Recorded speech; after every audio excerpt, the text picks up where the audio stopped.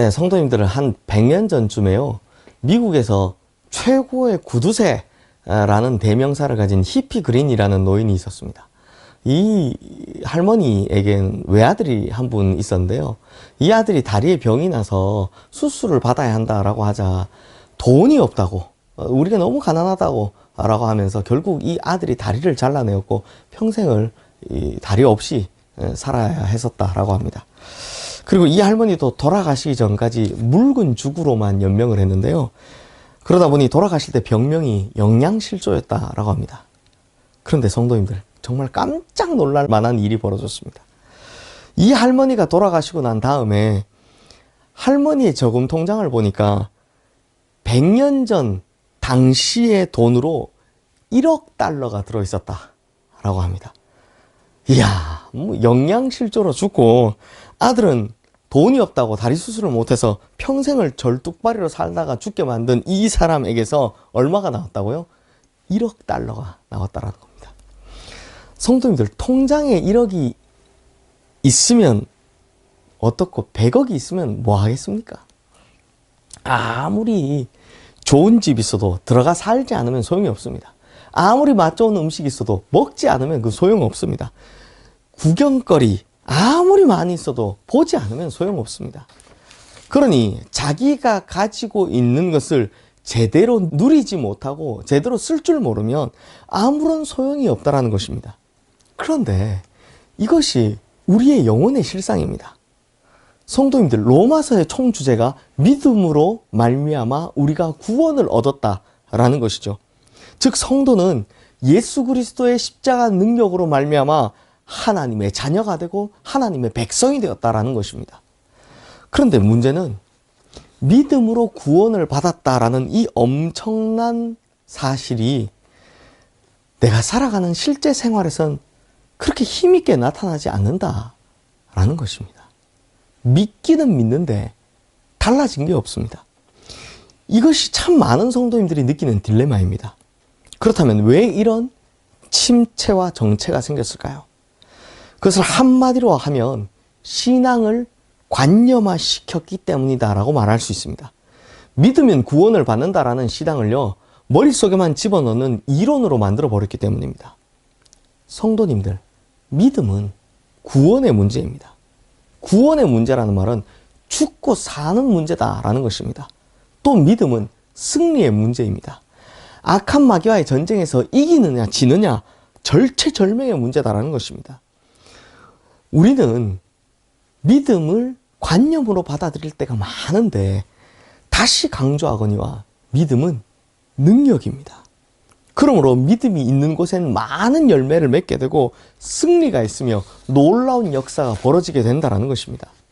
그래서 오늘 본문 말씀은 믿음으로 말미암아 구원을 얻은 우리의 삶 가운데 어떤 열매가 맺어지고 어떤 결과들이 나타나는지에 대해서 명확하게 보여주고 있습니다. 우리 다 함께 오늘 본문 1절 말씀 함께 볼까요?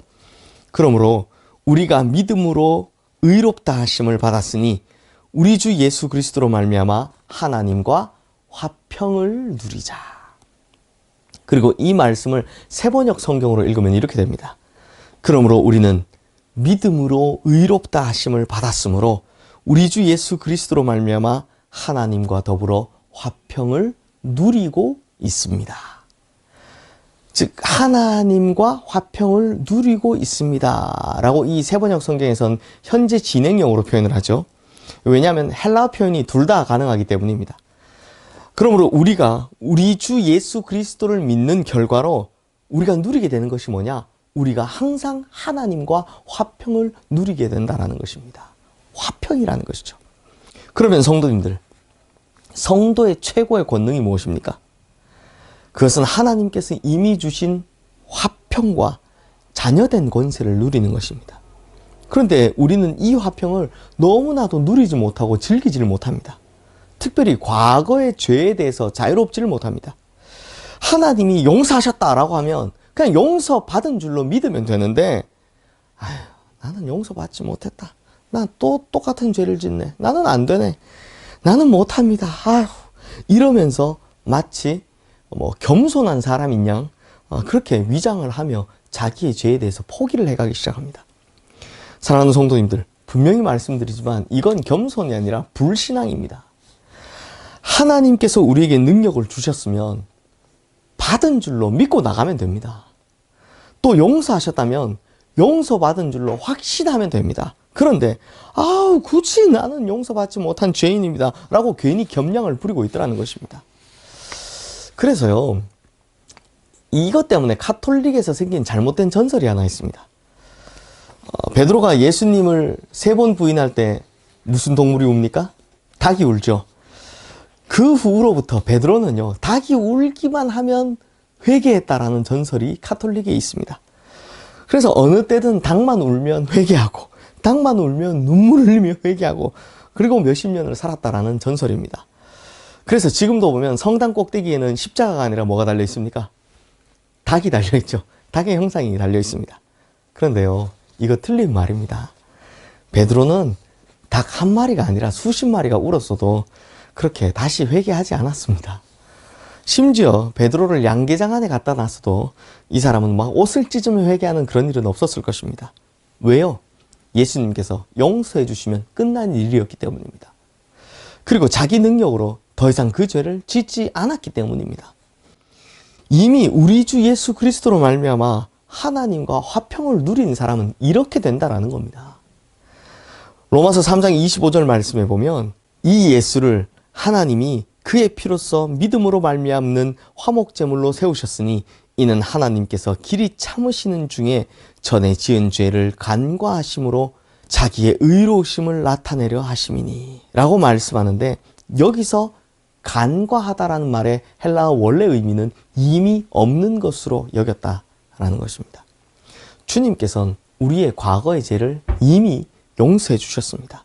과거의 죄를 이미 다 잊으시고 없는 것으로 여기고 계시다라는 것입니다.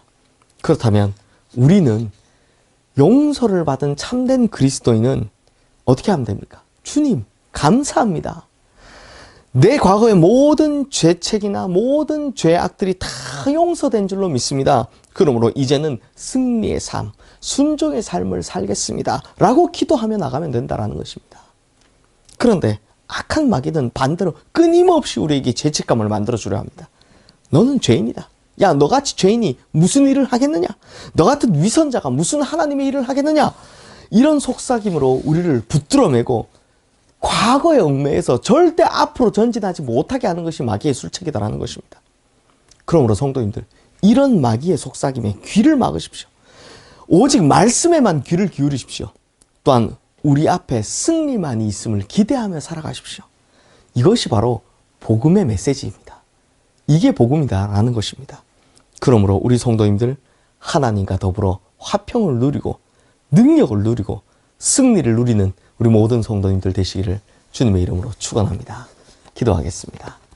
하나님 아버지, 우리가 믿음으로 말미암아 구원을 얻었을 때 하나님께서는 이미 우리에게 하나님과의 화평을 허락하여 주심을 믿습니다. 예수 그리스도의 십자가가 세워졌을 때 원수된 하나님과 우리 사이에 이미 하나님과의 화평이 이루어졌음을 믿습니다. 그러므로 이제 우리가 하나님과 더불어 화평을 누리는 자가 되게 하여 주시옵소서.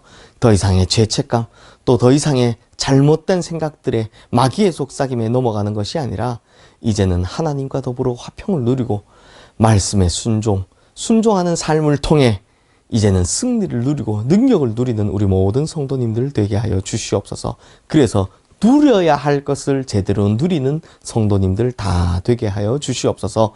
예수 그리스도 이름으로 기도드리옵나이다. 아멘.